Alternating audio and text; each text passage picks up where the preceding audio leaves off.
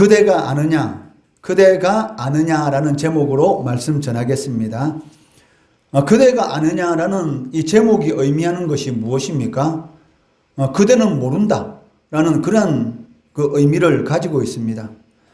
오늘 본문 말씀도 그 하나님의 섭리하심, 하나님께서 이 세상을 이끌어 가시는 모든 그러한 계획과 일에 대해서 인간의 지혜로는 도저히 이해할 수 없다라는 것을 강조하고 있습니다. 그렇기 때문에 인간이 할 수 있는 그러한 역할은 무엇이냐면 하나님의 섭리하심에 무조건적으로 순종하고 복종해야 한다라는 것을 촉구하고 있는 그런 말씀입니다. 오늘 본문 말씀은 그 세 부분으로 나누어 볼 수가 있습니다.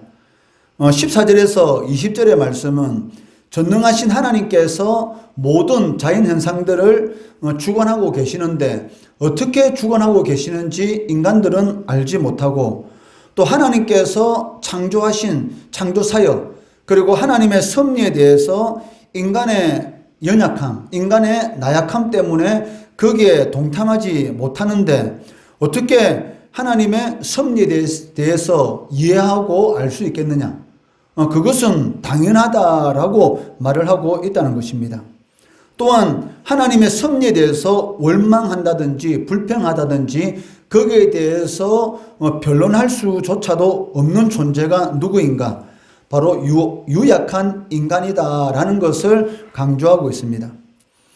두 번째 23절 말씀에서는 인간이 하나님이 하시는 일에 대해서 어떻게 생각한다 할지라도 하나님은 절대 공의로우신 분이시다. 그 일에 대해서, 자신의 삶에 일어난 일에 대해서 좋게 생각하든지 나쁘게 생각하든지 전혀 상관없이 하나님은 선하신 분이시고 절대 공의로우신 분이시다라는 것을 강조하고 있습니다. 그리고 세 번째 24절 말씀은 하나님의 섭리를 다 이해할 수 없는 인간은 자신이 가지고 있는 지혜를 주장하면 안 되고 그러한 교만한 마음을 버리고 마땅히 하나님을 두렵고 떨리는 마음으로 하나님을 섬겨야 한다, 하나님을 경외해야 한다라고 강조하고 있다는 것이죠. 이러한 오늘 이 본문 말씀을 통해서 우리가 배워야 할 그 영적 교훈이 무엇인가, 이에 대해서 그 세 가지로 한번 살펴보도록 하겠습니다. 첫 번째, 인간은 하나님 앞에서 겸손해야 한다는 것입니다. 왜냐하면 하나님은 창조주이시고 인간은 피조물이기 때문입니다. 피조물이 창조주인 하나님에 대해서 하나님 나를 왜 이렇게 만드셨습니까? 왜 나를 이 정도의 능력밖에 없는 그러한 사람으로 저를 창조하셨습니까? 왜 나를 이러이러한 가정에서 태어나게 만드셨고 왜 나에게는 이 정도의 능력밖에 주지 않으십니까? 라고 이렇게 하나님께서 하시는 이런 일들에 대해서 따지고 대드는 그러한 모습을 보이면 안 된다는 것입니다. 그 15절, 16절, 17절 말씀 끝에 보시면 아느냐라는 이 단어가 반복되고 있는데 이 말은 하나님께서 하시는 그러한 모든 일들에 대해서 피조물인 인간은 알 수도 없고 또한 이해할 수도 없기 때문에 나서지 말라는 그런 의미를 가지고 있습니다. 그대가 아느냐? 아는 것이 아무것도 없는 존재가 마치 무엇을 아는 것처럼 자신의 이 환경에 대해서, 자신의 처지에 대해서 원망하고 불평하고 그러한 삶을 살아가면 안 된다는 것입니다. 왜냐하면 그 인간은 그 존재 자체로 믿는 자나 믿지 않는 자나 하나님의 형상으로 지음받은 사람들입니다. 그렇기 때문에 너무나 소중한 사람들이죠. 다만 믿는 자들은 하나님께서 특별한 은혜를 베풀어 주셔서 구원의 은혜를 베풀어 주신 것이고, 믿지 않는 자들은 하나님의 은혜가 임하지 않았기 때문에 믿지 않고 있는 것이지, 본질적으로 믿는 자나 믿지 않는 자나 모두 다 하나님의 형상으로 지음받은 것은 똑같다는 것이죠.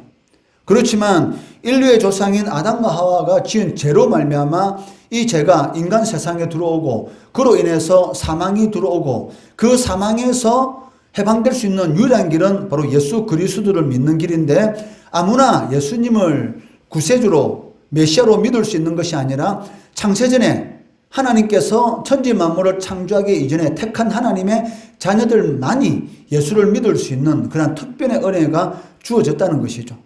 그렇기 때문에 구원받은 성도들은 오직 하나님 앞에 감사할 수밖에 없다는 것입니다. 그렇지만 불신자도 하나님의 형상으로 지음받은 존재라는 것이죠. 그렇기 때문에 너무나 이렇게 소중한 이 존재입니다. 신자나 불신자나 하나님이 하시는 일에 대해서 알 수도 없고 이해할 수도 없기 때문에 거기에 대해서 왈가왈부하면 안 되고 나서면 안 된다는 것입니다. 그리고 오직 순종이 피조물들에게는 필요하다는 것입니다. 우리도 다른 사람과 이야기하는 도중에 이런 식의 말을 할 때가 종종 있습니다. 뭐라고 말합니까? 아무것도 모르면서 말하지 말라고 그런 이야기를 할 때가 있지 않습니까? 아무것도 모르면서 왜 자꾸 쓸데없이 참견하고 간섭하느냐라고 이렇게 말을 할 때가 있는데 이 말은 무슨 의미를 가지고 있습니까? 모르면서 괜히 나섰다가 흉한 일 당하지 말고 가만히 있으라는 것이죠. 그러니까 모르면 가만히 있으면 되는데 모르면서 자꾸 나서가지고 어떻게 해요? 일을 더 어렵게 만들고 또 상대방에게 상처를 입힐 때도 있다는 것입니다. 마찬가지입니다. 우리가 어떻게 하나님께서 이 세상을 이끌어가는 그런 이 방법에 대해서 알 수가 있겠습니까? 그것은 불가능한 것이죠. 그렇기 때문에 하나님께서 성도들에게 원하는 것이 무엇입니까? 범사에 감사하는 것. 범사라는 이 단어가 모든 일을 의미하고 있지 않습니까? 좋은 일이든 나쁜 일이든 모든 일에 대해서 감사하는 것. 이것이 바로 그리스도 예수 안에서 하나님의 뜻이다. 왜? 우리가 보기에는 그 일이 나쁜 일처럼 우리들에게 보여지지만 실질적으로는 그 일을 통해서도 하나님께서는 하나님의 뜻을 이루어 가시고 또 그 일을 통해서도 우리의 삶 가운데 더 큰 불행이 일어날 수가 있는데 그것을 막아주는 그러한 역할을 할 수가 있다는 것이죠. 길을 걸어가다가 갑자기 이 맨홀 뚜껑이 열려 있는 것을 모르고 거기에 다리가 빠져서 부러지는 그런 상처를 입었습니다. 그런데 그 다음날 멀리 갈 그런 계획이 잡혀 있었습니다. 다리가 부러졌기 때문에 그 다음날 여행을 할 모든 계획들이 엉클어지고 결국은 여행을 가지 못하고 집에서 지내야 되는 그런 상황이 벌어진 것이죠. 그 순간 다리가 부러진 그 순간 왜 하나님께서 나에게 이런 일이 일어나도록 허락하신 거야 라고 원망할 수 있지만 만약에 그 일이 일어나지 않고 멀리 여행 갔을 때에 어떤 일이 일어났을 줄 어떻게 알겠습니까? 여행 가는 도중에 차 사고 나가지고 머리부터 발끝까지 성한 데가 하나도 없이 그런 큰 사고를 당할 수도 있고 아니면은 그 여행지에 가가지고 생각지도 못한 불의의 일을 당해가지고 목숨을 잃는 그런 일이 일어날 줄 우리가 어떻게 알겠습니까? 1분 후에 일어날 일을 모르는 것이 인간인데 하나님께서 허락하신 좋은 일이든 나쁜 일이든 거기에 그 일에 대해서 내가 마치 재판관인 것처럼 일은 좋은 일이니까 하나님은 좋으신 하나님이시고 일은 나에게 나쁜 일이니까 하나님은 악한 하나님이시다. 이렇게 판단하는 자체가 어리석은 그러한 일이라는 것이죠. 아무것도 모르면서 모를 때는 가만히 있는 것이 최상책이고 다만 하나님께서는 뭐라고 말하십니까? 그러하더라도 범사에 모든 일에 대해서 감사해라. 왜? 감사하면 하나님의 능력이 나타나기 때문입니다. 인간은 하나님의 피조물 중에서 가장 탁월한 존재로 창조되었습니다. 그리고 그 탁월한 능력으로 자연 만물을 인간들이 다스리고 있습니다.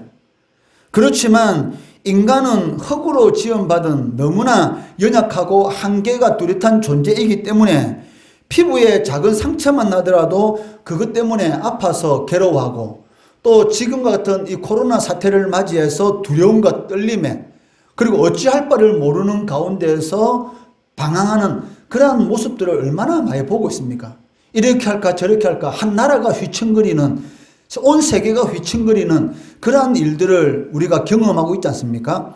눈에 보이지 않는 바이러스 하나 때문에 얼마만큼 인간들이 연약하고 나약한 존재인지 흙으로 빚어진 인간들이 얼마나 한계가 뚜렷한 존재인지를 이 코로나 사태를 통해서 우리가 확실하게 알 수가 있다는 것이죠.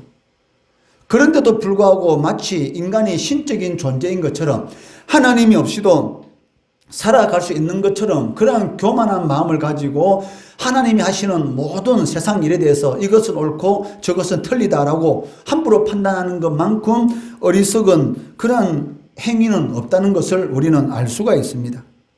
불신자들이야 그렇게 할 수가 있죠.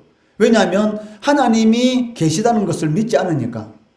근데 신자인 여러분들이 그렇게 한다는 것은 말이 되지 않는다는 것이죠. 왜? 하나님이 살아계시고 하나님께서 이 세상을 섭리하신다. 이 세상을 이끌어 가신다. 그렇다면 이 세상에서 일어나는 모든 일들은 하나님의 허락하심 안에서만 일어난다는 걸 믿는 사람들이, 그리고 하나님은 좋으신 하나님이라고 말을 하면서도 불구하고 내 생각으로 나에게 조금 어려운 일이 있대 가지고 그 일을 가지고 하나님을 나쁜 하나님으로 만든다는 것은 정말로 신앙이 없는 그런 사람의 모습밖에 되지 않는다는 것입니다. 인간은 하나님 앞에 교만할 존재가 아닙니다. 항상 하나님 앞에서 자신의 한계를 인정하고 겸손히 행하는 그러한 삶을 살아가야 한다는 것입니다. 인간은 하나님께서 창조하신 하늘 아래에 사는 존재이지 하늘 위에서 사는 존재가 아니라는 것입니다. 아무리 인간이 하나님을 부정한다 할지라도, 그리고 자기를 높인다 할지라도 인간은 누구 아래에 있다? 오직 하나님 아래에 있을 그런 존재에 불과하다는 것입니다. 두 번째는 고난을 이겨내면 그 속에 숨어있는 하나님의 섭리를 깨달을 수가 있다는 것입니다. 21절 말씀해 보시면 인간은 이 하늘에 구름이 끼게 되면 태양을 볼 수가 없습니다. 그렇지만 바람이 불어서 구름이 사라지게 되면 다시 태양을 볼 수 있다라고 말씀하고 있습니다. 21절 말씀해 보시면 그런즉 바람이 불어 하늘이 말끔하게 되었을 때에 그 밝은 빛을 아무도 볼 수 없느니라 라고 말씀하고 있습니다. 사실 구름이 태양을 가렸다고 해서 태양이 없어진 것은 아닙니다. 다만 인간의 눈에 보이지 않을 뿐이라는 것이죠. 구름이 가렸다고 해서 태양이 없어졌네 이렇게 말할 수가 있습니까? 그 순간만 구름에 의해서 가려진 것이지 여전히 태양은 존재하고 있다는 것입니다. 하나님의 섭리도 이와 마찬가지입니다. 인간에게 고난이 닥치면 그 고난 때문에 너무나 괴로운 나머지 그 고난 속에 숨어있는 하나님의 기쁜 뜻을 우리가 깨닫지 못하고 괴로워할 때가 있다는 것입니다. 그래서 마치 하나님이 안 계시는 것 같고 하나님이 살아계시고 정말로 하나님이 나를 사랑하신다면 나에게 어떻게 이런 일이 일어나도록 하나님께서 방관할 수가 있느냐, 하나님이 진정 살아계시느냐라는 그런 생각을 가질 수도 있지만 하나님은 여전히 계시고 하나님은 여전히 살아계시고 또한 하나님은 여전히 선하게 역사하고 계신다는 것입니다. 눈에 보이지 않는 태양이라고 태양이 없어진 것이 아니죠. 마찬가지로 내 삶에 고난이 생겼다 해서 하나님이 계시지 않은 것이 아니라는 것입니다. 사실 욥이 처한 상황이 그랬습니다. 아무런 죄도 범하지 않은 욥에게 갑자기 고난이 닥치게 되었고 심지어 욥은 아내와 자신의 가장 친한 친구들에게로부터도 멸시와 정죄를 받는 그러한 상황 가운데 처했습니다. 너무나 괴로워서 하나님 무엇이 옳은가, 하나님의 공의가 무엇인가 보여달라고 요구했지만 하나님께서는 전혀 침묵하고 계셨습니다. 그때 욥이 한 말이 무엇이었습니까? 앞으로 가도 그가 아니 계시고 뒤로 가도 보이지 아니한다. 즉 하나님이 마치 없는 것 같다라고 너무나 고통스러운 그런 상황 가운데서 욥이 홀로 고백하는 것을 볼 수가 있습니다. 그렇지만 하나님이 안 계신 것은 아닙니다. 하나님은 어디든지 어느 때든지 항상 살아 계신다는 것입니다. 그렇기 때문에 혹 구름과 같은 그 고난의 시간들이 우리 인생의 시간에 다가올 때에 밝은 태양이 모습을 드러내는 때를 기다리고 참고 인내해야 한다는 것입니다. 반드시 하나님께서 바람을 불게 하셔서 태양을 가린 그 구름을 걷어주시고 밝은 빛을 비추는 그 때가 반드시 온다는 것입니다. 태풍은 두려운 존재입니다. 그렇지만 태풍이 심하게 불면 불수록 우리의 마음속에는 두려움이 임하게 되지만 그 태풍이 이 땅에 있는 모든 더러운 것들, 혼탁한 것들, 그런 모든 것들을 다 걷어버리고 맑은 그런 태양빛이 비치는 그런 세상을 우리들에게 선물하지 않습니까? 여러분, 태풍과 비바람이 몰아치고 난 이후에 하늘을 한번 바라보세요. 얼마나 깨끗한지, 그리고 저 먼 산을 바라보면 얼마나 맑은지 그것을 우리가 볼 수가 있습니다. 마찬가지로 우리 삶에 일어나는 고난의 시간들을 여러분들이 참고 인내하고 잘 견뎌내면 반드시 이 합력하여 선을 이루시는 그런 하나님의 은혜와 능력을 체험하게 된다는 것입니다. 그런데 문제는 그 시간을 참지 못하고 광야의 이스라엘 백성들처럼 하나님을 원망하고 불평하고 하나님께서 애굽에서 잘 먹고 잘 살고 있었는데 왜 우리를 광야로 불러들여서 우리를 이 광야에서 죽게 하시느냐라고 원망했던 그런 이스라엘 백성들의 그런 불신앙의 모습을 따라가면 안 된다는 것입니다. 자신들이 430년 동안 종살이하면서 너무나 고통스럽고 너무나 힘들어서 하나님 앞에 울고 부르짖을 때에 하나님께서 모세를 통해서 이스라엘 백성들을 그 노예 상태에서 자유인으로 만들어 주셨습니다. 그런데 물이 좀 없다고, 먹을 양식이 부족하다고 그 순간을 참고 견디지 못하고 하나님께서 이스라엘 백성들을 광야로 불러내셨을 때에 굶게 하시려고 그리고 죽이기 위해서 불러내셨습니까? 그게 아니지 않습니까? 하나님의 나라를 세우기 위해서, 가나안 땅을 주기 위해서 하나님께 불려놓으신데 그 좀 어렵다고 순간 참지 못하고 하나님을 원망 불평함으로 인해서 결국은 어떻게 되었습니까? 원망 불평하던 20살 이상 먹은 모든 사람들은 다 죽고, 그리고 두 번째 2세대들만이 가나안 땅에 들어가게 되는 그런 일이 일어나지 않았습니까? 마찬가지로 우리 인생의 시간 가운데 고난의 시간을 여러분들이 참고 잘 견뎌내면 반드시 좋으신 하나님께서 좋은 것을 주신다는 것입니다. 다만 한 가지 조건이 있죠. 무엇입니까? 믿음으로 잘 견뎌내야 한다는 것입니다. 우리 인간은 전능하신 창조주 하나님과는 비교할 수 없는 너무나 연약하고 보잘것없는 그런 피조물에 불과합니다. 이런 우리가 하나님 앞에서 자신이 가지고 있는 지혜를 자랑하고 자신이 가지고 있는 그 지혜를 가지고 교만하게 행하는 것은 그야말로 어리석기 거지없다라는 말을 할 수가 있을 것입니다.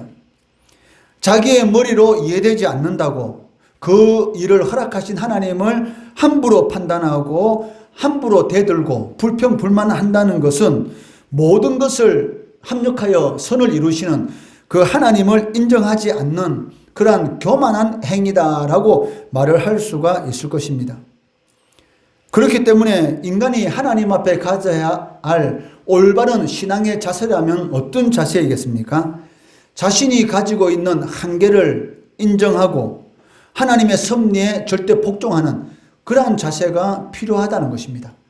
우리 하나님 아버지는 좋으신 하나님이시지, 비록 내 눈에 보이기는 좋지 않은 일일지라도 이 일을 통해서 하나님께서 나에게 더 좋은 것을 주실 거야 라는 그 믿음이 하나님을 기뻐하게 하고 사단을 실망시키고 하나님을 춤추게 만드는 그러한 역사를 일어나게 만든다는 것입니다.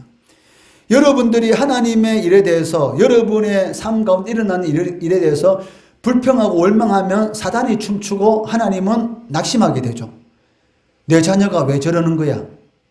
그렇지만 여러분 삶 가운데 비록 어려운 일이 있다할지라도 그 일을 믿음으로 이겨나가면 사단은 낙심하게 되고 하나님은 기뻐하죠. 내 자녀들이 하나님의 자녀다운 그런 모습을 보이고 있구나 라고 하면서 내가 더 좋은 것을 주어야지 라는 그러한 마음을 하나님께서는 가지게 된다는 것입니다. 이러한 자에게 하나님께서 은혜를 베풀어 주신다라고 말씀하고 계십니다. 잠언 16장 18절 말씀 함께 읽습니다. 시작. 교만은 패망의 선봉이요 교만한 마음은 너버집의 앞잡이니라. 자신의 한계를 인정하지 않는, 자신의 지혜로 이 세상에서 잘 살 것 같은 그러한 생각을 가지고 살아가는 자들은 교만한 자들이고 결국 패망의 순봉이다. 망하는 길로 가장 빨리 달려가는 길이다라고 말을 하고 있습니다. 오늘 말씀 제목이 무엇입니까? 그대가 아느냐? 너희들은 아무것도 모른다. 내가 하는 일에서 너희들이 뭘 아느냐? 아무것도 모르면서 왜 나에게 대들고 그 조금 힘들다고 원망하고 불평하느냐? 내가 너희에게 원하는 뜻이 무엇인지 이미 말해주지 않았느냐? 범사에 감사하라. 어떤 상황 가운데 있을지라도 감사하면 내가 너에게 풍성한 은혜를 내려줄게. 이렇게 하나님께서 약속하셨습니다. 그것을 어떻게 성경에는 기록되어 있습니까? 하나님을 사랑하는 자, 그 뜻대로 부르심을 입은 자들에게는 모든 것이 합력하여 선을 이루느니라. 하나님을 사랑하는 자에게, 즉 어떤 상황 가운데 있을지라도 하나님의 은혜에 감사하는, 이 범사에 감사하는 자에게 하나님께서는 합력해서 선한 일, 즉 은혜를 베풀어 주신다라고 말씀하고 있습니다. 이런 은혜를 누리시는 우리 성도, 우리 주일학교 학생들 되기를 주의 이름으로 축원합니다.